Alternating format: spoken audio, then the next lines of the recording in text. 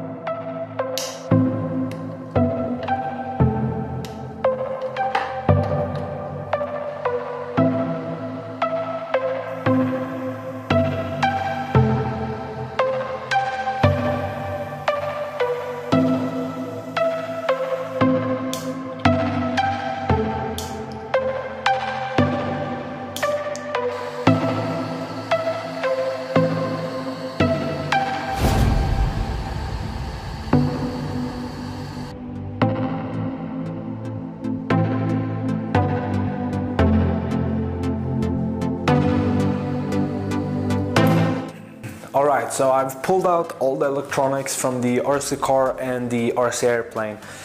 So basically what I have here is the motor, the EEC, which I've now soldered longer wires, and the 3.5 bolt connectors. I also have a servo, I believe it's a 17 gram, and here is the receiver. So I'm about to do the first test to see even if this concept works, because I haven't tried it out. So hopefully the motor will be able to both go forward and backwards, and hopefully the EEC is compatible with this motor, which I do not know yet. So here we go.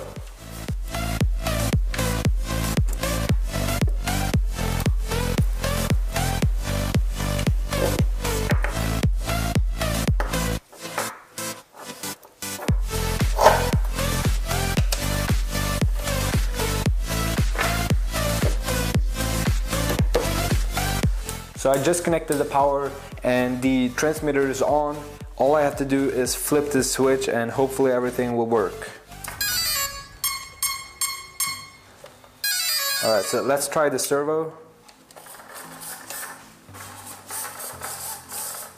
As you can see, that works just fine. So here is the motor.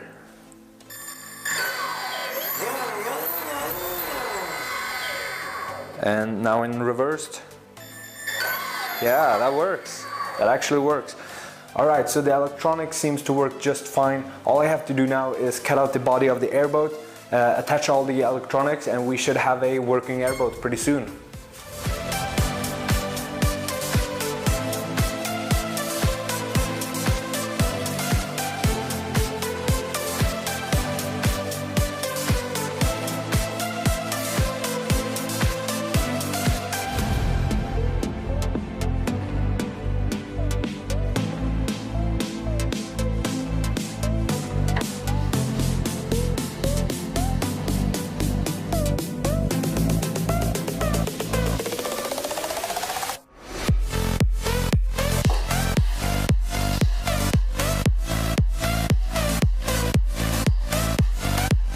This didn't really work. Even though I have this guide, the sheet of foam just does not go in a straight line, causing the edge of the foam to be all, bent. It's not a clean cut.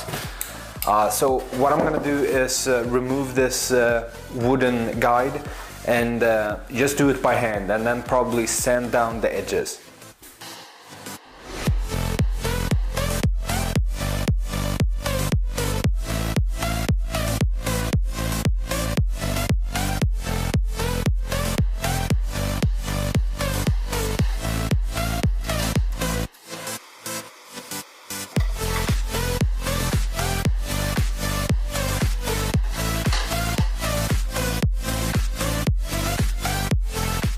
The body turned out pretty good actually. The only thing is the edges are really rough, so what I'm gonna do is sand all of those down. And let me show you the dimensions I used. It's 100 centimeters long and 43, I believe, yeah, 43 centimeters wide. Obviously you can do any dimensions you wish. This is just, it was a wild guess. So what I'm gonna do next is sand all of those down, and I'm also gonna lift the front part upwards so the airboat will have it easier to go over obstacles and things like that. So that will be the next step.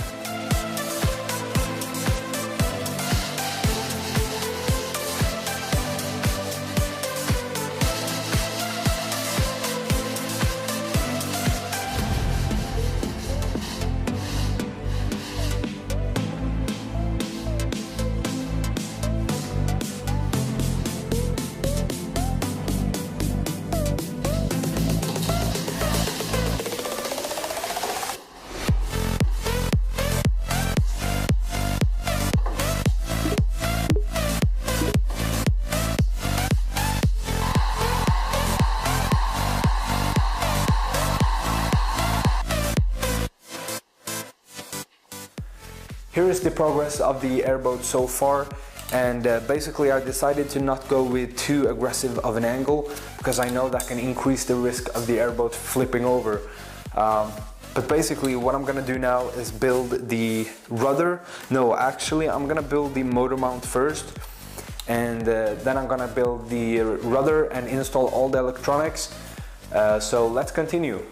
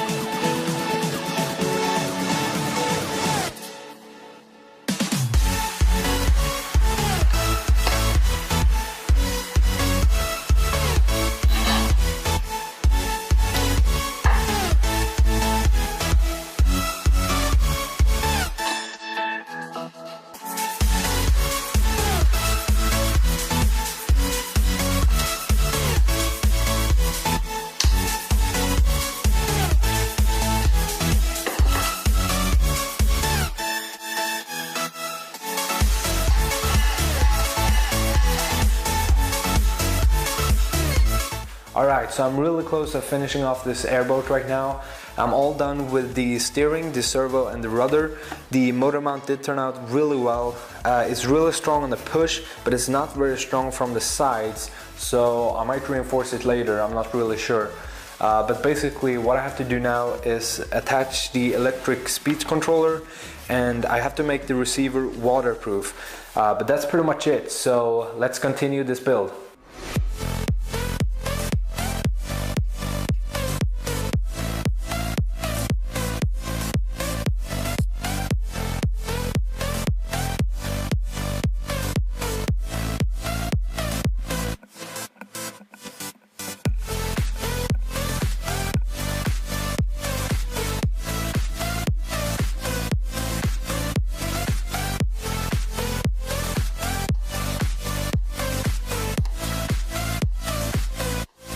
There we go, the Airboat is now fully built and it's all ready for its maiden drive, which should be in the video coming up this Thursday or Sunday. But before then I have to figure out how to place these batteries. Well, where to place these batteries, because I'm gonna connect them all in parallel to create a 5.6 amp hour